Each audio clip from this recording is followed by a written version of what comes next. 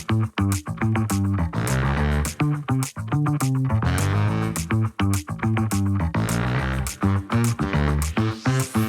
and welcome to the Men on the Path to Love podcast, the Are You Really Committed episode. I'm Bill Simpson, your host. I coach men who are struggling in relationship, how to communicate effectively, build trust, and deepen intimacy so they can be the best version of themselves in relationship and live the life they love. A long time ago, when I was struggling in my previous marriage, my therapist told me something that I never forgot. She said, "Bill, the best way out of a relationship is to have both feet in." And I was like, huh? What she meant was, if you always have one foot out the door, then you're not fully committed to the relationship. And how do you know whether the relationship will work if you don't fully commit? And if you fully commit and do the work, everything you can to make the relationship work, and it doesn't work out, then you know it's time to get out. And you can do so with a clear conscience, right? Well, the research is very clear about the importance of commitment in relationships. It is associated with higher relationship satisfaction, longevity, stability, and overall well-being.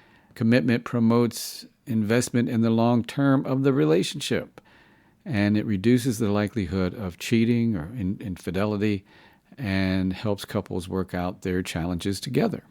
And when you don't fully commit and don't do the work, you can go on and on blaming or complaining about your spouse or partner, end up getting a divorce or breaking up without a chance to take responsibility for your own actions.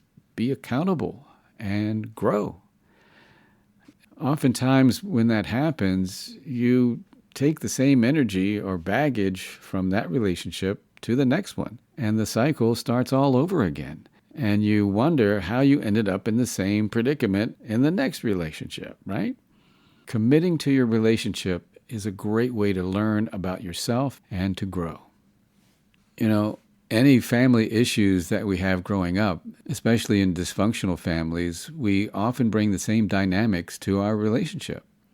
And it's usually subconscious. We don't realize we're doing it, yet it feels familiar, and so we go with it even when it's not good for us. Until we are conscious of those dynamics, we often keep repeating the same old patterns over and over in relationships.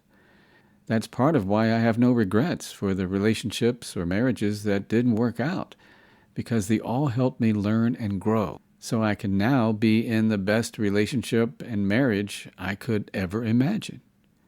I broke the patterns, and through my commitment to my own growth and supporting my wife's growth, I can commit fully in relationship. And man, I got to tell you, I've experienced over and over men and women in my practice at the health clinic and my private practice who are afraid to commit because they've been hurt in a previous relationship. And it only makes sense, right? Yeah, you feel like you're fully committed, you made yourself vulnerable and all that, only to have the rug pulled out from under you. And then having that experience teaching you not to do that again, not going to be vulnerable, not going to commit, can't do that. And then maybe you dare to eventually get into another relationship. And this time you hold back your vulnerability and you don't fully commit because you don't want to get hurt again. And the relationship is already in trouble because you have one foot out the door. I think of Cliff. Not his real name, of course. He was in what he called a committed relationship. And the reason he came to me was that he really loved his partner and wanted to make the relationship work. Yet I could sense by the way he was talking that he had one foot out the door. Some of the signs were that he was talking a good game, yet it didn't seem he was taking much action. And he said he would get nervous when she would bring up marriage or any long-term planning. And he even said that he was always checking out the dating apps just to keep his options open. Well, he hadn't had an affair on her, yet he was looking and taking attention away from the relationship to have those options. So I brought up this 1 foot out the door thing, and I pressed him on it. And he eventually admitted to me that he always had 1 foot out the door in all of his relationships. And he said that he often overlapped relationships. In other words, when he felt a relationship getting too intense or boring, he would start another relationship while still being in the current relationship. And once he felt somewhat secure in the new relationship, he would end the other relationship. And he said this was a pattern that he had repeated since high school. Cliff also had shared some of his past with me, and it turned out that his father abandoned him and his mother when Cliff was around 6 years old.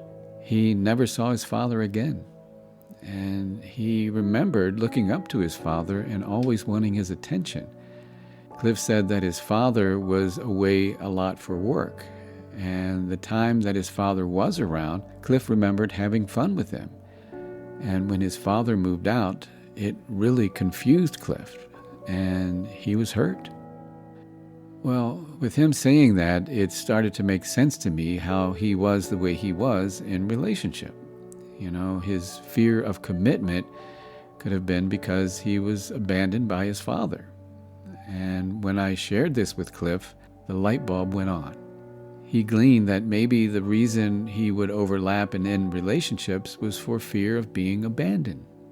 And that with him ending the relationship first, he wouldn't be abandoned in relationship. Well, I also pointed out to him that his father wasn't a very good role model for being committed in a relationship. And he got it. So with Cliff having a new awareness of how his past influences relationships, he saw a chance to stop the pattern, and he wanted to know how to be committed in a relationship. Well, before we got into all that, we worked on self-compassion and forgiveness, forgiving his father and forgiving himself. This was a process, and it took some time. Then we started talking about how to be committed in his relationship. The first thing we talked about was for him to get off the dating apps and delete them. Dating apps have no business being in a committed relationship. I told him that he had to be willing to invest time and energy in the relationship, making an effort and to be consistent with his efforts. We discussed being emotionally available, being able to express his feelings and support his partner's feelings, showing empathy, showing her support when times get rough, and to celebrate the good times as well. We talked about having those long-term discussions, and a plan for a shared future. Since commitment is based on trust, we talked about how to build trust. And again, be consistent with his words and his actions. Be reliable and to keep his promises. We talked about, the importance of open communication, have honest conversations using mindful communication strategies and whatnot. And for him to be committed to himself for his own personal growth so he can be accountable for his actions and relationship, and support her in her growth as well. Well, as you can imagine, Cliff was pretty overwhelmed at first, not knowing how he was going to pull it all off. And I assured him that we would take it one step at a time and that it would require some patience. I also said that simply by him wanting to commit to his relationship and taking the steps to do so, he was more than halfway there. And Cliff didn't always get it right. Hell, I don't always get it right. None of us do all the time. Yet he was definitely putting in the effort, and that's what it's all about. And I'm happy to say that he and his partner are now engaged and making plans for the future. So I ask you, are you really committed to your relationship? Well, it's something to think about. I have some general guidelines for what it means to be committed in a relationship. So listen to them and see what boxes you can check and see where there may be room for improvement. Now, before I get into this, understand that all relationships are unique, and what it looks like to be committed can show up differently depending on the relationship. So just want to make that clear. In general, here's what the research says, and some of these I already mentioned in Cliff's story. So a person who is totally committed in a relationship is available emotionally for their partner. They're open, receptive, and responsive to their partner's emotions, needs, and concerns. And they actively engage in deep and meaningful emotional connection. They are willing to invest time and effort to prioritize the relationship, spending time together and being committed to staying connected. Being committed means being reliable and consistent. That helps to build trust. Being committed is looking at a possible shared future together and make long-term plans. A commitment to being honest and open when communicating. Being committed to and supportive of each other's personal growth. Also being committed to finding solutions to problems or issues and being selfless, willing to compromise or even sacrifice at times for the higher good of the relationship. And being totally committed also means, and this is really important, to create a safe place to be vulnerable and show your true self. So after hearing all this, I ask you again, are you really, truly committed? Are you surprised by your reaction? Look, if this scares the shit out of you and makes you want to run, good. Think about it. And if you're not ready to commit, you're not ready for a relationship. And that's okay. No problem. Be honest with yourself. And if this scares you and you still want to commit to a relationship and don't know how the hell to do it, good, because it takes courage. It really does. And start with the intention of being totally committed. Then start doing the work. Maybe talk with a coach or a therapist, read a book, listen to a podcast. Just make the effort, with both feet in. And remember, with both feet in, it's the best way to stay in and get out of the relationship. When you have both feet in and you do all you can do and it doesn't work out, well, at least you gave it your best shot and you can move on guilt-free and keep your integrity. And having both feet in and doing the work and the relationship thrives, well, you are definitely on the path to living the life you love. All good. Here's a quote about commitment in relationship from an unknown source. It says, "The quality of a relationship is dependent on the level of commitment both partners have towards making it work." Yep, that's what it's all about. And that will do it for this episode of the Men on the Path to Love podcast, the Are You Really Committed episode. I'm Bill Simpson, your host, and I appreciate your commitment to listening to this podcast, and I encourage you to keep doing it.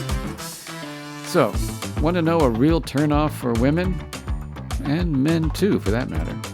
It's jealousy. Yeah. Want to know how to deal with it when you are a jealous person in your relationship? Or how to deal with it if you're in a relationship with a jealous person? Then please check out the next episode of the Men on the Path to Love podcast, the Jealousy episode. And remember, if you have any questions or issues about your relationship you need help with, if you have any comments or feedback about the podcast, I'd love to hear from you. You can find my email address in the show notes. It's bill@pathways-to-livingwell.com. That's bill@pathways-to-livingwell.com. And if you know someone who you think might benefit from listening to this podcast, hey, share the link and share the love. And until next time, keep your heart open and stay on the path to love.